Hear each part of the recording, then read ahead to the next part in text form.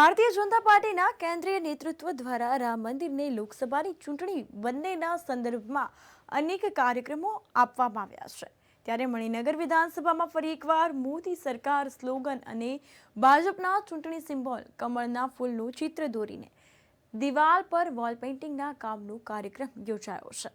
આ ઉપરાંત જો વાત કરવામાં આવે તો આ કાર્યક્રમમાં ધર્મેન્દ્ર શાહ, ધારાસભ્ય અમૂલ ભટ્ટ, दंडक श्रीमती शीतल डागा, काउंसिलर तथा संगठन टीम विशेष धारासभ्य अमूल भट्ट द्वारा कमळना फूलनु दीवाल पर वॉल पेइंटिंग लगाववामां आव्युं हतुं। આપણે સૌ જાણીએ છીએ તેમ લોકસભા ચૂંટણી 2024ના પડઘમ વાગી ગયા છે। સમગ્ર દેશમાં સાથે સાથે 22 જાન્યુઆરીએ રામલલ્લા અયોધ્યામાં બિરાજમાન થવાના છે તેનો પણ અનેરો ઉત્સાહ છે। ભારતીય જનતા પાર્ટીના કેન્દ્રીય નેતૃત્વ દ્વારા રામ મંદિર અને લોકસભાની ચૂંટણી બંનેના સંદર્ભમાં અનેક કાર્યક્રમો આપવામાં આવ્યા છે।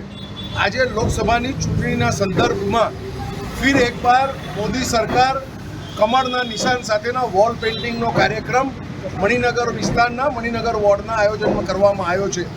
પાર્ટીના આયોજન મુજબ ગઈકાલે બધા જ પ્રદેશના પદાધિકારીઓ અને રાષ્ટ્રીય અધિકારીઓએ વોલ પેઇન્ટિંગ કર્યું હતું।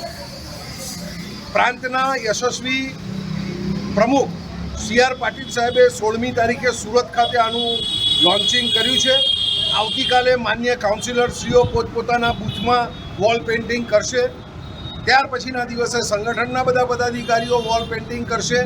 આમ દેશમાં સમગ્ર વાતાવરણ ભારતીય જનતા પાર્ટીની તરફેણમાં ઊભું થયું છે।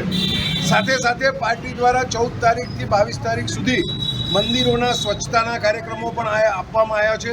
આમાં પણ પ્રજાનો અભૂતપૂર્વ પ્રતિસાદ સાંપડી રહ્યો છે। અમને વિશ્વાસ છે કે જે રીતે જ્યાં જ્યાં લોકો પાસે ભારતીય જનતા પાર્ટીના કાર્યકર્તાઓ જઈ રહ્યા છે ત્યાં અભૂતપૂર્વ પ્રતિસાદ સાંપડી રહ્યો છે અને ભારતીય જનતા પાર્ટીની અભૂતપૂર્વ વિજય 2024ના ઇલેક્શનમાં થવાનો છે।